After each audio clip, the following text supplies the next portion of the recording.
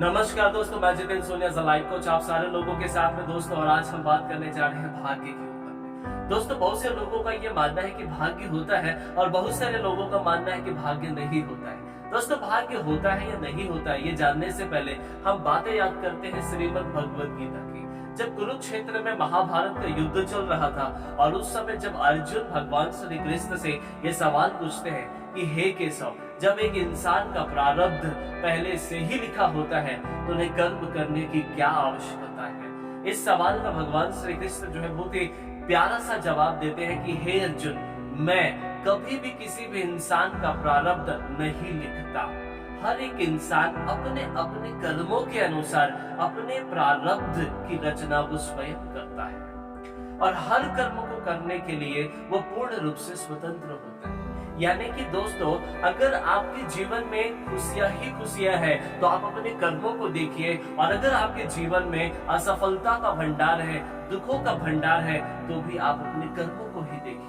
दोस्तों, हमारे अपने कर्म ही हमारे भाग्य का निर्माण करते हैं और जैसा हमारा कर्म होता है वैसे हमारे भाग्य होते हैं। यदि अगर हम लोगों के जीवन में खुशियां बांटते हैं तो हमें जीवन में खुशियां मिलती है। यदि अगर हम लोगों को द्वेष की भावना रखते हैं, घृणा की भावना रखते हैं, छल कपट करते हैं, तो वापस आकर के हमारे जीवन में भी लोग हमसे घृणा करते हैं, छल कपट करते हैं, हमारे जीवन में असफलता आना चालू हो जाता है। तो स्वाभाविक है दोस्तों, लोगों को आगे बढ़ने के लिए अगर हम प्रेरित करते हैं तो हमारे जीवन में भी बहुत से ऐसे प्रोत्साहन आएंगे जिनसे हमारे जीवन में हमें सक्सेस मिलती चली जाएगी। और यदि अगर हम लोगों को केवल गलत या फिर नकारात्मकता के साथ लोगों के साथ बात करते हैं, या फिर दोस्तों अगर हमारा कर्म नकारात्मक है तो हमारे जीवन में भी केवल नकारात्मकता ही आने वाली है।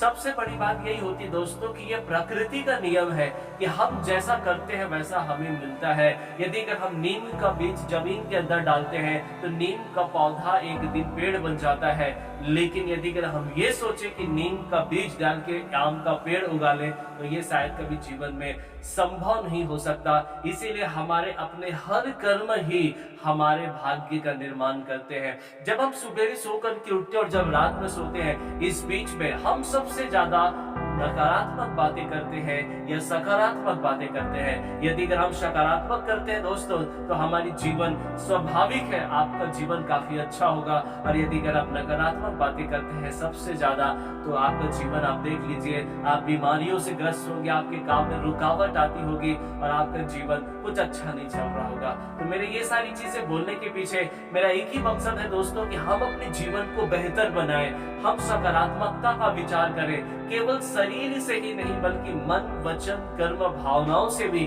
हम अपने आप को शुद्ध बनाएं, ताकि हमारा जीवन बेहतर हो, हमारे परिवार का जीवन बेहतर हो, हमारे समाज का जीवन बेहतर हो। दोस्तों, यही बात रामायण में भी लिखी गई है, कर्म प्रधान विश्व रचि राखा, जो जस करहि सो तस फल चाखा।